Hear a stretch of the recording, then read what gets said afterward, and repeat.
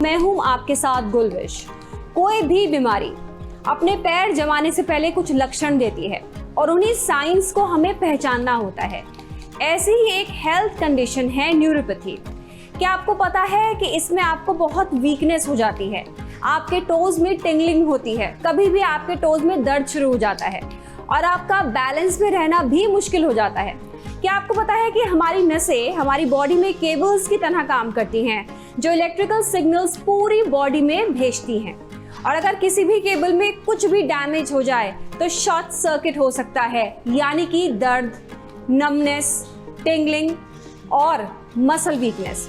और इस तरह के हालात में टेस्टिंग और ट्रीटमेंट ही सही तरीका होता है। तो आइए आज बात करते हैं न्यूरोपैथी के बारे में। हमारे साथ खास मेहमान जुड़ गए हैं न्यूरोलॉजिस्ट डॉक्टर प्रवीण गुप्ता। बहुत बहुत स्वागत है आपका डॉक्टर प्रवीण कार्यक्रम में। धन्यवाद डॉक्टर प्रवीण, न्यूरोपैथी के बारे में तो हम आज विस्तार से बात करेंगे ही, लेकिन मैं सबसे पहले क्वेश्चन यही पूछना चाहती हूँ आपसे, जो नसें होती हैं, थोड़ा सा, क्योंकि कार्यक्रम में और भी चीज़ों के बारे में बात करनी है, थोड़ा बताइए कि नसें कैसे हमारी बॉडी में काम करती हैं, कितनी नसें होती हैं और ये जो नेटवर्क है नसों का, थोड़ा इसके बारे में जानकारी दीजिए हमें। देखिए, हमारे ब्रेन से जो इलेक्ट्रिकल इम्पल्सेस हैं वो गर्दन के रास्ते स्पाइनल कॉर्ड होते हुए हमारी बॉडी में आते हैं, जिसमें गर्दन से कुछ नसें निकल के हाथ में आ जाती हैं, फिर सीधी जाती हैं, फिर पैर में चली जाती हैं और ये नसें ब्रांच करती रहती हैं। और जैसे एक पेड़ की ब्रांचेस होती हैं, ऐसे नसों की ब्रांचेस का एक नेटवर्क बन जाता है जो पूरी बॉडी में रहता है। तो ये नसें जब ब्रेन से निकलती हैं तो हमारे करीब 31 वर्टिब्रास होते हैं। तो उन वर्टिब्रास के हिसाब से उनके बीच में स्पेस होता है, जिस स्पेस से ये नसें निकलती हैं, जिन्हें हम रूट्स बोलते हैं। ये रूट्स आपस में जुड़ के ट्रंक्स या डिविजन्स बनाती हैं और पैरों में पहुंच के या हाथ में पहुंच के नर्व्स बनाती हैं। तो ये पूरा नेटवर्क है जो ब्रेन से चालू होके इम्पल्सेस को स्पाइनल कॉर्ड के रास्ते हाथ, पैर, स्किन, पूरी बॉडी में पहुंचाता है और वहां से जो इम्पल्सेस जनरेट होते हैं उन्हें वापस लाके ब्रेन तक लाता है। तो ये सारी इम्पल्सेस को ब्रेन में हम थैलेमस में इंटीग्रेट करते हैं और ऊपर हमारा कॉर्टेक्स उन इम्पल्सेस को एड्रेस करता है और उसके हिसाब से हमारी महसूस करने की, हमारी बॉडी की एक्शन की, ये सारी प्रक्रियाएं उससे लिंक्ड होती हैं। तो ये बहुत ही इंटरेस्टिंग बातें बता रहे हैं यहाँ पर डॉक्टर प्रवीण, कितनी नर्व्स इम्पॉर्टेंट हैं हमारी नॉर्मल ज़िंदगी जीने के लिए, ये हम सब जानते हैं, लेकिन कहीं ना कहीं उनको समझना भी ज़रूरी है, उनकी इम्पोर्टेंस को भी समझना ज़रूरी है। मैं न्यूरोपैथी के बारे में बात करना चाहूँगी अब आपसे। किस तरह की ये हेल्थ कंडीशन है और अगर ये किसी को हो जाए तो किस तरह के चेंजेस बॉडी में वो महसूस करता है? देखिए, न्यूरोपैथी, पथी का मतलब होता है बीमारी, न्यूरो का मतलब होता है नर्व, न्यूरोपैथी मतलब नर्व की बीमारी। इसके अंदर नर्व की कवरिंग, जिसे हम माइलिन बोलते हैं, जिसका जिक्र हम मल्टीपल स्क्लेरोसिस के एपिसोड में भी कर चुके हैं, उसके अंदर डैमेज हो जाती है, जिससे नर्व करंट खराब हो जाता है, जिसके आम सिम्टम हैं झंझनाहट, नमनेस, हाथ पैर में abnormal sensation, lack of sensation, ठंडे गर्म का फर्क ना पता कर पाना, दर्द को महसूस ना कर पाना, ताकत की कमी, चप्पल निकल जाना, हाथ से चीजें ना उठा पाना, चीजें छूट जाना, धीरे धीरे मसल सूखने लगते हैं। तो ये कई सारे जो सिम्टम्स हैं वो नर्व की डैमेज या न्यूरोपैथी में हो सकते हैं। तो क्या ऐसा होता है कि अलग अलग तरह के सिम्टम्स अलग अलग लोगों में होते हैं, या कुछ ऐसे सिम्टम्स हैं जो न्यूरोपैथी अगर किसी को डायग्नोज हो तो उसमें ज्यादा होते हैं? देखिए, न्यूरोपैथी मतलब जो हमारी सबसे लंबी नर्व्स होती हैं, जो हाथ के कोने में जाती हैं फिंगर्स तक, और जो टोज में जाती हैं, वो शरीर की सबसे लंबी नर्व्स होती हैं। सबसे लंबी नर्व होने के कारण नर्व के एंड में जो न्यूट्रिशन होती है वो सबसे पुअर होती है। इसलिए न्यूरोपैथी, अगर पेरिफेरल न्यूरोपैथी इसे बोलते हैं, जनरलाइज्ड न्यूरोपैथी, उसके अंदर सिम्टम्स में नमनेस, टिंगलिंग और बाकी सिम्टम्स सारे के सारे हाथ मतलब पंजों से और पैरों से, पैरों के तलवे से चालू होते हैं। ये न्यूरोपैथी का सबसे पहला और कॉमन सिम्टम है। और वो धीरे धीरे ग्लव्स और स्टॉकिंग्स के जैसे शरीर में ऊपर बढ़ते जाते हैं। इसे बोलते हैं ग्लव एंड स्टॉकिंग एनेस्थीसिया या पैरास्थीसिया। तो ये न्यूरोपैथी का कार्डिनल सिम्टम है और जनरली मोस्ट न्यूरोपैथीज दोनों साइड ऑफ बॉडी को एक जैसा या थोड़ा हेरफेर के साथ अफेक्ट करती हैं। मैं डॉक्टर प्रवीण जानना चाहूँगी, क्योंकि हम कई तरह की हेल्थ कंडीशंस और न्यूरो कंडीशंस के बारे में आपसे बात कर चुके हैं, तो क्या बाकी बीमारियों की तरह ये भी अलग अलग तरह की कई तरह की न्यूरोपैथी होती हैं कि, या जनरली जो पेरिफेरल न्यूरोपैथी आप कह रहे हैं यही इसमें होता है, या और भी इसके किस्म हो सकते हैं डिपेंडिंग ऑन द पेशेंट? जैसे बाकी सीएनएस डिसऑर्डर्स हैं, न्यूरोपैथी भी एक वेरिएबल डिसऑर्डर है जिसके अंदर एक है कि सारी नर्व धीरे धीरे खराब हो रही हैं और हाथ पैर में पंजों से और तलों से धीरे धीरे प्रॉब्लम बढ़ रही है। बोल रहे हैं डिस्टल सिमेट्रिक न्यूरोपैथी। फिर न्यूरोपैथी प्योर सेंसेशन को अफेक्ट कर सकती है, जैसे हम बोलते हैं सेंसरी न्यूरोपैथी, या प्योर ताकत को इफेक्ट कर सकते हैं, जैसे हम बोलते हैं मोटर न्यूरोपैथी या न्यूरोपैथी।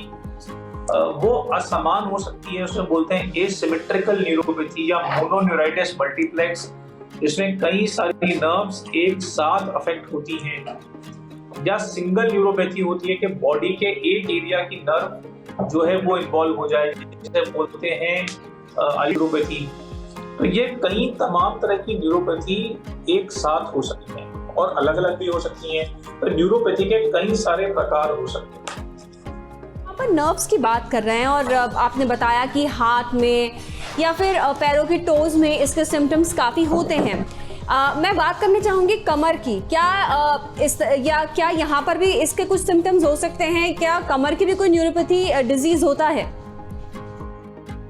देखिए, जो कमर में से हमारे होल्स होते हैं वर्टेब्रा के बीच में, यहाँ पीछे स्पाइन में, इससे जो नर्व निकलती हैं उसे रूट्स बोलते हैं, नर्व रूट्स। नर्व का वो पार्ट है, इसलिए हम उसे बोलते हैं रेडिकुलोपैथी या ट्रंकल रेडिकुलोपैथी।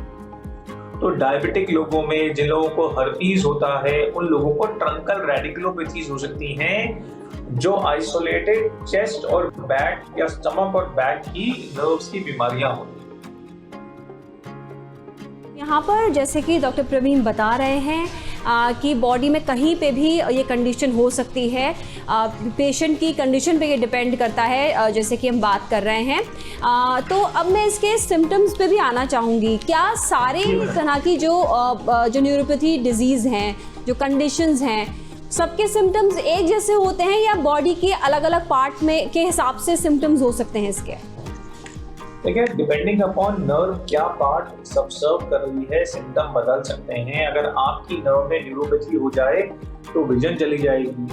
कान की नर्व में न्यूरोपैथी हो जाए तो इम्बैलेंस, सुनने में दिक्कत होने लगेगी। अगर सेंसरी नर्व्स मतलब महसूस करने वाली नर्व्स में दिक्कत होती है तो उस जगह सेंसेशन या तो बहुत बढ़ जाती है या कम हो जाती है और नमनेस और टिंगलिंग होने लगती है, झंझनाहट, सुनपन, ये सब होने लगता है। पर अगर मोटर नर्व, ताकत की नर्व में न्यूरोपैथी हो जाए तो वीकनेस आती है, हाथ पैर सूखने लगते हैं, उनमें एबनॉर्मल करंट चलता है, जिसे हम बोलते हैं फैसिकुलेशंस। तो ये मोटर सिम्टम्स हो सकते हैं। फिर ऑटोनॉमिक नर्व्स होती हैं, जिसे हम बोलते हैं ऑटोनॉमिक न्यूरोपैथी, जो हमारे यूरिन के पैसेज, दिल की धड़कन, सांस, ब्लड प्रेशर, इनको रेगुलेट करती हैं। तो कई प्रकार की बेसिक नर्व का फंक्शन क्या है, उसके बेसिस पे हम मल्टीपल टाइप्स ऑफ न्यूरोपैथीज को क्वालिफाई कर सकते हैं।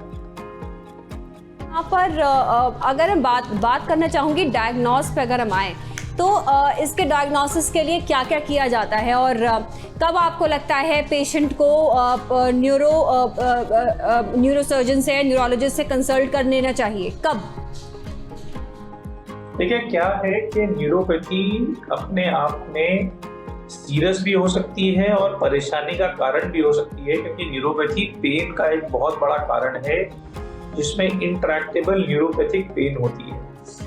तो अगर आपके नर्व के सिम्टम जैसे कि सुनपन या टिंगलिंग या झंझनाहट बढ़ रहा है, पहली चीज।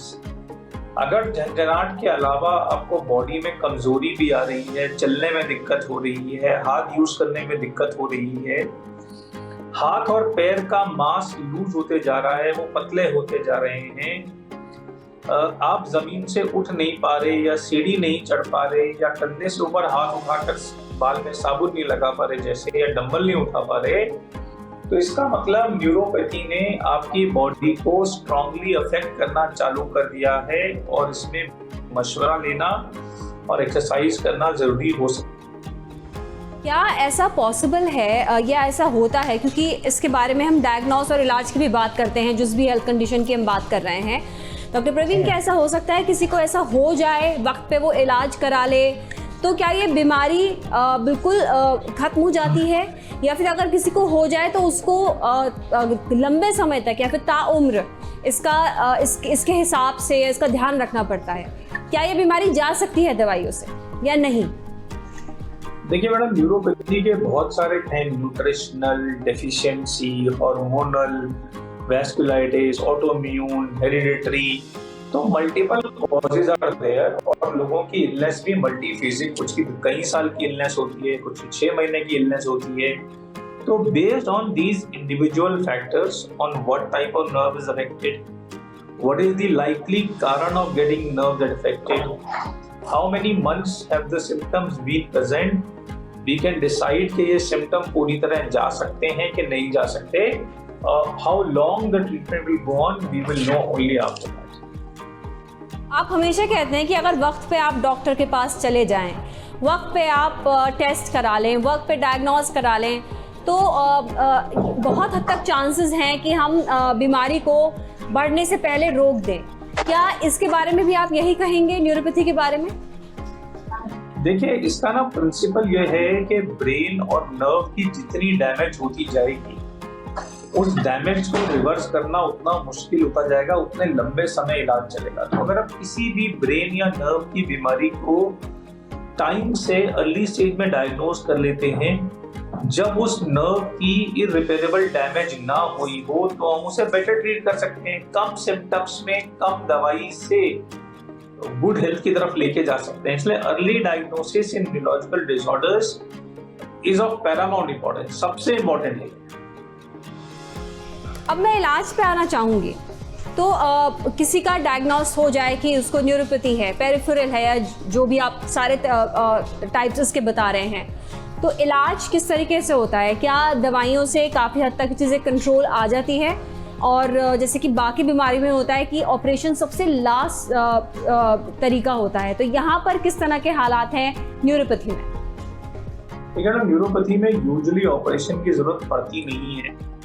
सबसे पहले चीज है कारण जानना और उसे ट्रीट करना। अगर मान लीजिए आपको विटामिन B12 डिफिशियंसी से न्यूरोपैथी है, विटामिन B12 ले लेंगे तो शायद पूरी तरह ठीक हो जाएंगे। अगर आपको मेट्रोजेल या कोई ऐसी ड्रग खाने के बाद न्यूरोपैथी हुई है, तो ड्रग को विड्रॉ कर लेंगे तो भी न्यूरोपैथी खत्म हो जाएगी। तो सिम्टम्स 2 प्रकार के होती है मेडिसिन में हमारी, जो एक तो सिम्टम्स को ठीक करती है और दूसरी बीमारी को ठीक करती है अंदर से। ये दोनों चीजों को जब मिला के ठीक करते हैं और कई महीने तक ठीक रखते हैं, तो नर्व्स के करंट खुद ही खुद नॉर्मलाइज हो जाते हैं और ये बीमारी खत्म हो जाती है। क्या ऐसा पॉसिबल है डॉक्टर प्रवीण कि पेशेंट आपके पास आए, उसके कुछ सिम्टम्स हो रहे हैं, काफ़ी लंबे समय से हो रहे हैं, तो और पता नहीं चल पा रहा उसको, तो क्या पॉसिबल है कि सिम्टम्स धीरे धीरे थोड़े थोड़े सिम्टम्स हो रहे हैं और पेशेंट को पता ना चल पाए? यानी कि सिम्टम्स थोड़े थोड़े रहते हैं या इतने ज़्यादा हो जाते हैं कि उनकी जो बेसिक फंक्शनैलिटी है उस पर असर पड़े? देखिए, ये ना ट्रीट करने की जो इम्पोर्टेंस है और अर्ली डायग्नोसिस की इम्पोर्टेंस है, हम हर बार सेम बात करते हैं कि अगर प्रॉब्लम पंजों से और हाथों से चालू हो रही है, पैरों के तलों से चालू हो रही है, इसका मतलब वो हमारी बॉडी के बहुत लिमिटेड एरिया को अफेक्ट कर रही है। और अगर हम उसे बढ़ने देंगे, ट्रीट नहीं करेंगे और हमारी प्रॉक्सिमल मसल्स भी डैमेज होने लगेंगे, तो हमारे हिप फ्लेक्सर्स, नी फ्लेक्सर्स काम करना बंद कर देंगे, हमारे हाथ का तालमेल चला जाएगा। और अगर ये बढ़ते बढ़ते रेस्पिरेशन मसल्स तक आ गई, तो रेस्पिरेशन भी अफेक्ट हो सकती है, खाना स्वॉलो करना अफेक्ट हो सकता है। तो that is why it is important to control and treat neuropathy at the outset, whatever best we can. तो समय पर इलाज बहुत ज़्यादा ज़रूरी है। तो डायग्नोस करने के लिए कौन कौन से टेस्ट किए जाते हैं? देखिए, न्यूरोपैथी का डायग्नोज करने का जो सबसे कॉमन टेस्ट है वो एनसीवी है, नर्व कंडक्शन वेलोसिटी, जो हमारे शरीर की नसों को अलग अलग एग्जामिन करके बताता है कि इनका करंट फ्लो खराब हुआ है कि नहीं हुआ, या स्ट्रेस की वजह से टेम्पररी डिसफंक्शनल हो गया है। तो इन लोगों की मदद से उसके एनालिसिस से हम डिसाइड कर पाते हैं कि इस मरीज को कितनी टेस्टिंग की रिक्वायरमेंट है और उसके हिसाब से टेस्ट कर सकते हैं। यहाँ पर क्योंकि हम लगातार बात करते हैं कि अपनी बॉडी की चीज़ों को समझिए, सिम्टम समझिए, तो क्या ऐसा मुमकिन है कि जो हमारा लाइफस्टाइल है वो एक कारण बन सकता है, या जैसे कि हम बात कर रहे हैं जेनेटिक कोई हो या फैमिली में कोई पहले से हो तो पास ऑन हो सकता है। तो अगर मैं आपसे पूछूं कि कैसे लोग बच सकते हैं इससे, कैसे अपने आप को बचा सकते हैं, तो आप क्या कहेंगे? देखिए, न्यूरोपैथी विविध कारणों से होती है, तो हमें मोटा मोटा ये समझना है क्या चीज हमें न्यूरोपैथी कर सकती है। सबसे इंपॉर्टेंट चीज है एडिक्वेट न्यूट्रिशन। एक डाइट खाएं जो न्यूट्रिशियस हो, जिसमें सब तरह के मिनरल विटामिन्स हो जो हमारे ब्रेन बॉडी को रिपेयर करने में हेल्प करें। साथ में हम कुछ नट्स, बेरीज खा सकते हैं जिनमें एंटीऑक्सीडेंट्स होते हैं। फिर अगर आपको डायबिटीज है तो डायबिटीज को कंट्रोल करें, क्योंकि डायबिटीज न्यूरोपैथी का बहुत बड़ा कारण है इस एपिडेमिक का। सेकेंड, अल्कोहल को छोड़ें या कंट्रोल करें, क्योंकि अल्कोहल भी एक नर्व टॉक्सिन और बहुत बड़ा कारण है। स्मोकिंग के जो अल्कोहल, स्मोकिंग सब मिलके बहुत बड़ा कारण बन जाते हैं नर्वस डैमेज का और न्यूरोपैथी के रिस्क को बढ़ा देते हैं। फिर न्यूट्रिशन में जैसे विटामिन B12 की डेफिशिएंसी, कुछ और विटामिन की डेफिशिएंसी भी न्यूरोपैथी को बढ़ा देती है। तो हम जितना अपनी बॉडी को स्वस्थ रखेंगे, डाइट, एक्सरसाइज से हेल्दी रखेंगे, उतना हमारी नर्व्स में डैमेज होने का रिस्क कम होता जाएगा। तो वो जो रिस्क कम होने से हमारी नर्व्स को हम सेफगार्ड कर सकते हैं और कम दवाइयों से उसे ठीक कर सकते हैं या लाइफ को बेटर कर सकते हैं। को बेटर करने के तरीके लगातार हम इस पर बात करते रहते हैं श्रेष्ठ भारत पर। मैं आपसे, क्योंकि हम न्यूट्रिशन की बात कर रहे हैं, न्यूट्रिशन तो हर हाल में ज़रूरी है ही आपकी बॉडी के लिए, तो मैं आपसे पूछूं कुछ 4-5 ऐसे खाने, कुछ ऐसे फूड, कुछ ऐसी चीज़ें जो आपके नर्व्स के लिए बहुत अच्छी हैं। 5 चीज़ें जो नर्व्स के लिए बहुत अच्छी हैं, जो आप खाते रहें लगातार, तो आपकी नर्व्स आगे तक 60 के बाद तक सही रहेंगी। क्या वो 5 इस तरह के फूड हो सकते हैं आपके हिसाब से? 5 चीज़ों में सबसे पहले है विटामिन B12 रिलेटेड प्रोडक्ट, जिसमें आता है milk, animal foods like meat, fish, ये सब, एंड सम लीफी वेजिटेबल्स। तो विटामिन B12 सबसे कॉमन नर्व का विटामिन है और नर्व्स के लिए बहुत जरूरी है। सेकेंड चीज इसमें हमारे पास आती है कि हम अपने खाने को इस तरह रखें कि अपनी शुगर को कंट्रोल रखें, क्योंकि शुगर नर्व डैमेज करती है। तो हमारी बॉडी में जितना प्रोटीन बढ़ेगा और हमारा कैलोरिक कंटेंट जितना कम होगा, उतनी हमारी नर्व प्रोटेक्ट होगी। तीसरी चीज, हम नट्स, बेरी सब खा सकते हैं जिनमें एंटीऑक्सीडेंट्स होते हैं, जो हमारी बॉडी को हेल्प करते हैं कि हमारी नर्व को बेटर करे, उसकी हेल्थ को बेटर करे। फिर हम फ्रूट्स और वेजिटेबल्स खा सकते हैं जिनमें बहुत सारे मिनरल्स और विटामिन होते हैं जो हमें अनाज से या सीरियल से या मीट से नहीं मिलते। वो हमारी नर्व्स की डिटॉक्सिफिकेशन करके हमारी नर्व को सिग्निफिकेंटली बेटर कर सकती है। चौथी चीज कि अपना रेगुलर चेकअप कराते रहें। अगर बॉडी में कोई डेफिशिएंसी आ रही है या कोई एक्सेस आ रही है, जैसे इंडिया में 30% लोगों को विटामिन B12 और D डेफिशिएंसी है, तो उसको भी ट्रीट करने से हमें चमत्कारिक परिणाम मिल सकते हैं। लगातार डॉक्टर प्रवीण, आपने इस कार्यक्रम में विटामिन B12, विटामिन D की बात करी है, और शायद ये समझना काफ़ी यहाँ पे अहम है कि क्यों कहा जाता है कि विटामिन D या B12 इतना इम्पॉर्टेंट है, क्योंकि आप बता रहे हैं कि अगर ये नहीं मिलता तो क्या क्या हो सकता है। तो अगर कुछ बात कही जाती है तो उसके बाद पता चलता है कि क्यों ये बहुत ज़रूरी है। एब्सोल्युटली मैम, विटामिन B12 तो इतना ज़रूरी है क्योंकि हमारी मेमोरी फंक्शन, हमारी साइकेट्रिक फंक्शन, बिहेवियर, सब जगह ब्रेन और स्पाइन की नर्व से विटामिन B12 जुड़ा हुआ है और हमारे मल्टीपल फंक्शंस को इम्प्रूव करता है, इसलिए वो हमारे लिए बहुत एसेंशियल है। और क्योंकि वो प्लांट से हमें इतना ज़्यादा मिलता नहीं है, एनिमल्स और एनिमल प्रोडक्ट से मिलता है, तो इसलिए एक वेजिटेरियन कंट्री में मिल्क का सेवन या मिल्क का यूटिलाइजेशन बहुत ज़रूरी है, क्योंकि वो हमारी बोन्स को भी अच्छा रखता है और हमें एडिक्वेट विटामिन B12 भी देता है, खासकर वो लोग जो वेजिटेरियन। बिल्कुल, यहाँ पे और क्योंकि कार्यक्रम को समाप्त करने का भी समय आ गया है, डॉक्टर प्रवीण कुछ और टिप्स जो आप देना चाहेंगे, क्योंकि आज हमने इस हेल्थ कंडीशन के साथ साथ, न्यूरोपैथी के साथ साथ ये भी हम समझ रहे हैं कि अगर कहा जाता है कि ये चीज़ें खाओ, अपनी डाइट में इंक्लूड करो, तो वो क्यों इतनी इम्पॉर्टेंट है, और अगर वो ना लें तो क्या क्या हो सकता है आने वाले समय में। तो क्या आप और इम्पॉर्टेंट टिप्स देना चाहेंगे इस बीमारी से बचने के लिए? देखिए, अगर आपको कभी भी हाथ पैर में कोई एबनॉर्मल सिम्टम हो, जैसे झंझनाहट, सुनपन, कमजोरी, तो उसे नेग्लेक्ट ना करें ये बोल के कि मेरा हाथ सो गया, मेरा पैर सो गया।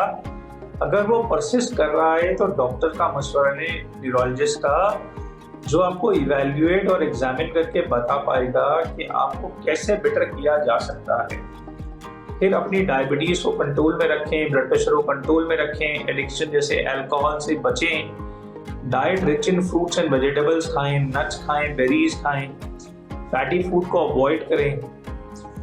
अगर आप ये सब करेंगे तो आपका लाइफस्टाइल बहुत हेल्दी हो जाएगा और उसमें नियमित एक्सरसाइज करेंगे 30 मिनट्स एवरी डे, तो बॉडी का ओवरऑल मेटाबॉलिज्म जो है बेटर हो जाएगा।